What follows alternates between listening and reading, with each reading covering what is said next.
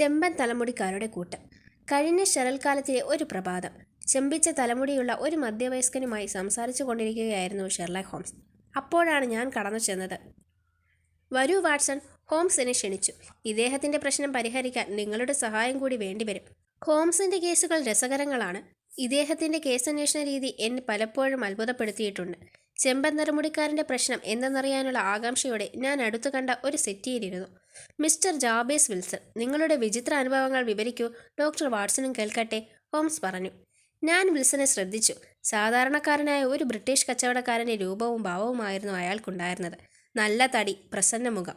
ഞാനിങ്ങനെ ചിന്തിച്ചത് ഹോംസ് മനസ്സിലാക്കിയെന്ന് തോന്നുന്നു. അദ്ദേഹം പറഞ്ഞു, മിസ്റ്റർ വിൽസൺ കുറേ കാലം കായികാധ്വാനം ചെയ്ത് ജീവിച്ചിട്ടുണ്ട്. പൊടിവലിക്കുന്ന സ്വഭാവമുണ്ട് ഇദ്ദേഹത്തിന്. ചൈനയിൽ പോയിട്ടുണ്ട്. അടുത്ത കാലത്തായി കുറേയധികം എഴുത്തുജോലി ചെയ്തിട്ടുണ്ട്. ഇത്രയും കാര്യങ്ങളെ എനിക്കറിവുള്ളൂ, ഹോംസ് ചെറുചിരിയോടെ പറഞ്ഞു. വിൽസൺ ചാടി എണീറ്റു. അയാൾ അത്ഭുതത്തോടെ ചോദിച്ചു, ഹോംസ്, ഇതെല്ലാം നിങ്ങൾ എങ്ങനെ അറിഞ്ഞു? ഞാൻ ഇക്കാര്യം പറഞ്ഞില്ലല്ലോ. നിങ്ങളുടെ വലത് കൈ ഇടതു കൈയിനേക്കാൾ ഇത്തിരി വലുതാണ്. ഇതിലെ മാംസപേശികൾ ഉറച്ചിരിക്കുന്നു. അതിനർത്ഥം നിങ്ങൾ ആ കൈ കൊണ്ട് അധ്വാനിച്ചിരുന്നു എന്നതാണ്, ഹോംസ് പറഞ്ഞു. ശരിയാണ്, കുറേ കാലം ഞാൻ കപ്പൽ ജോലിക്കാരനായിരുന്നു. പക്ഷേ ഞാൻ പൊടി വലിക്കാറുണ്ടെന്ന് നിങ്ങൾ എങ്ങനെ ഊഹിച്ചു? ശ്രദ്ധിച്ചാൽ മനസ്സിലാക്കാവുന്നതേ ഉള്ളൂ. അക്കാര്യം പറഞ്ഞ് നിങ്ങളുടെ ബുദ്ധിയെ ഞാൻ പരിഹസിക്കുന്നില്ല. അത് നിൽക്കട്ടെ, ഞാൻ എഴുത്തുജോലി ചെയ്തിട്ടുണ്ടെന്ന കാര്യം എങ്ങനെ അറിഞ്ഞു? ഇടതുവശത്ത് ഡെസ്കിൽ ഊന്നുന്ന കൈമുട്ടിലെ പാട് ഞാൻ ശ്രദ്ധിച്ചു. ചൈനയിൽ പോയിട്ടുണ്ടെന്ന് പറഞ്ഞതോ?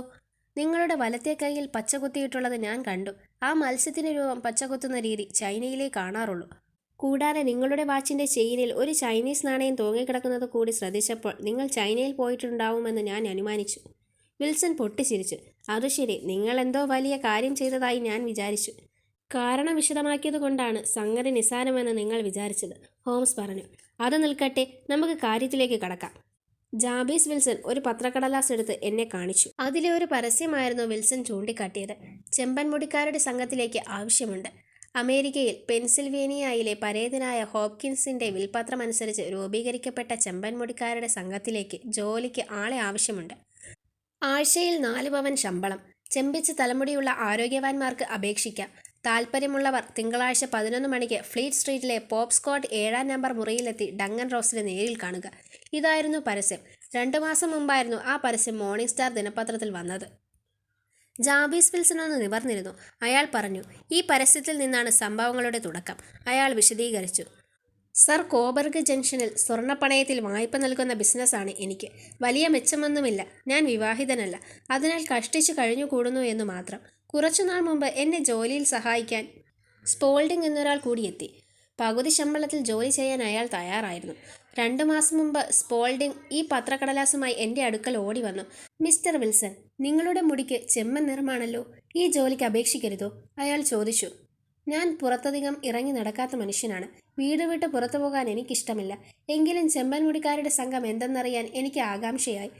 ഹോപ്കിൻസ് എന്ന അമേരിക്കൻ കോടീശ്വരൻ ചെമ്പൻ മുടിക്കാരനായിരുന്നത്രേ. ചെമ്പിച്ച മുടിയുള്ളവരോട് അയാൾക്കിഷ്ടമായിരുന്നു. മരിക്കുന്നതിന് മുമ്പ് ഭീമമായൊരു തുക അയാൾ ചെമ്പൻ മുടിക്കാരെ സഹായിക്കുന്നതിനായി നീക്കിവെച്ചു. ചെമ്പിച്ച മുടിയുള്ളവർക്ക് ജോലി നൽകുക, നല്ല പ്രതിഫലവും. ഇതാണത്രേ അയാൾ പ്രസ്താവിച്ച സംഘത്തിൻ്റെ പ്രവർത്തനം. ഇക്കാര്യമെല്ലാം എന്നോട് പറഞ്ഞത് സ്പോൾഡിംഗ് ആണ്. ഏതായാലും ജോലിക്ക് അപേക്ഷിക്കാൻ ഞാൻ തീരുമാനിച്ചു. ആഴ്ചയിൽ 4 പവൻ കിട്ടുക എന്ന് വെച്ചാൽ എനിക്കത് വലിയ കാര്യമാണ്. തിങ്കളാഴ്ച ഞാനും സ്പോൾഡിങ്ങും കൂടി ഡങ്കൻ റോസിനെ കാണാനിറങ്ങി. ഫ്ലീറ്റ് സ്ട്രീറ്റിലെത്തിയപ്പോഴല്ലേ പുകില്. അയാളുടെ ഓഫീസിന് മുന്നിൽ അനേകം ചെമ്പൻ മുടിക്കാർ.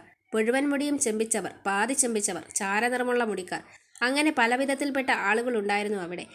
എല്ലാവരും പരസ്യം കണ്ട് ജോലി തേടി എത്തിയവരായിരുന്നു. ഇത്രയും പറഞ്ഞിട്ട് വിൽസൺ ഒരു നിമിഷം നിർത്തി. പിന്നെ പൊടി വലിച്ചു. ബാക്കി കൂടി പറയൂ, കേൾക്കട്ടെ, ഹോംസ് പ്രോത്സാഹിപ്പിച്ചു. വിൽസൺ തൻ്റെ കഥ തുടർന്നു. ഓഫീസിൽ ഡങ്കൻ റോസ് എന്ന് പേരുള്ളയാൾ ഓരോരുത്തരെയായി വിളിച്ചു. അയാളുടെ മുടിയും നന്നായി ചെമ്പിച്ചിരുന്നു. കുറേ കഴിഞ്ഞപ്പോൾ എൻ്റെ ഊഴമെത്തി. എൻ്റെ അസിസ്റ്റൻ്റ് എന്നെ അയാൾക്ക് പരിചയപ്പെടുത്തി. ഡങ്കൻ റോസ് എഴുന്നേറ്റ് എന്നെ സസൂക്ഷ്മം നിരീക്ഷിച്ചു. എൻ്റെ മുടി കൃത്രിമമാണോ എന്നറിയാൻ വലിച്ചു നോക്കി. എൻ്റെ കണ്ണിൽ കൂടി പൊന്നീച്ച പറന്നു. അയാൾക്ക് തൃപ്തിയായെന്ന് തോന്നി. എന്നെ അയാൾ തിരഞ്ഞെടുത്തു. മറ്റ് ചെമ്മൻ മുടിക്കാരെല്ലാം പിരിഞ്ഞുപോയി. രാവിലെ 10 മുതൽ ഉച്ച കഴിഞ്ഞ് 2 വരെ ഞാൻ ഓഫീസിലുണ്ടാവണം.